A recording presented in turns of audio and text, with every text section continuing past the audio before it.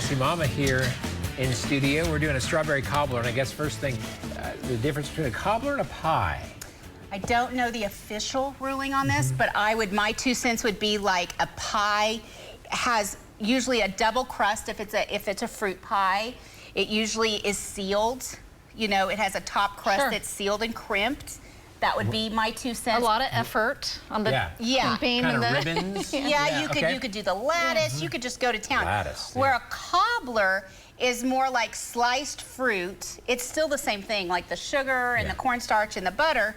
But a lot of times it'll either have a bottom crust and a top crust, or it will just, like my mom always made a cobbler and would either use like an oatmeal topping type of thing with nuts and pecans, or she would do biscuits. Oh, okay. So, I mean, there's just, it's fruit dessert, guys. We should throw ice cream on top. It's gonna be so yummy. So what I'm gonna do, this is a really simple weeknight way to make cobbler quick.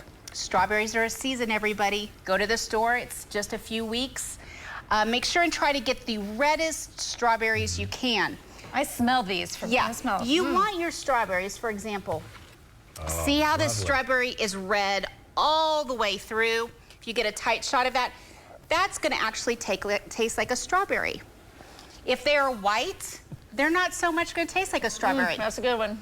The littler the strawberry, almost always is gonna be sweeter than those great big ginormous ones. Okay. I didn't realize that. I'm telling you. So what I'm gonna do to start our strawberry mix is I've got 6 cups of sliced strawberries, and when I make a cobbler, I do like a chunkier type of, because I don't want it to turn into jam when it's cooking. Makes sense. So I just kind of guesstimate this, to be honest. So I'm gonna use powdered sugar. So I'm gonna put about a ½ cup of powdered sugar. So I'm gonna use this big spoon.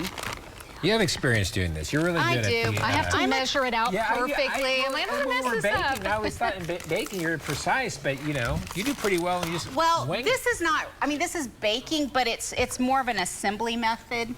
So I'm gonna put about a ½ teaspoon of cornstarch. That's gonna allow this to thicken.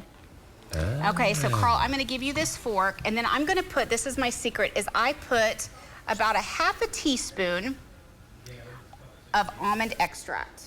Wow. Just like that. That's a little trick. I love it. Yeah, that's a locals only. It'll come out later. I've done this in an 8x8 square pan. If not, you can use a pie tin. Just make sure it's deep dish or this 9-inch cake pan. And now what we're going to do for our crust is going to be crescent rolls. So I've buttered my pan. It saves a little bit of time too. Yeah, that's my trick in the kitchen. Now I feel official. Well, I'll tell you what, Rob and Marcia and I have had them explode. Like, I just unwrap it and it comes after me. Were you there, Carl, one time when it came after us? It came after you. It did, it attacked us. It had eyes. It did. Okay, so I take the crescent rolls. Yep, take it apart for me, sweetie. And then what I'm gonna do is I'm just gonna lay it in the bottom.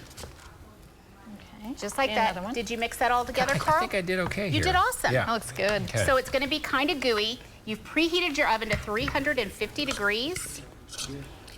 You're gonna put your strawberries in there. Then I'm gonna just take little cuts of butter on there.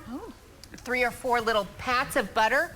And then I take this, I'm gonna take my fork, I'm gonna put little holes all over the top so it doesn't puff up. That's what I'm avoiding, is a puff. This is easy. Look at this, guys. This is an assembly type of recipe. It's very simple. What's the butter for?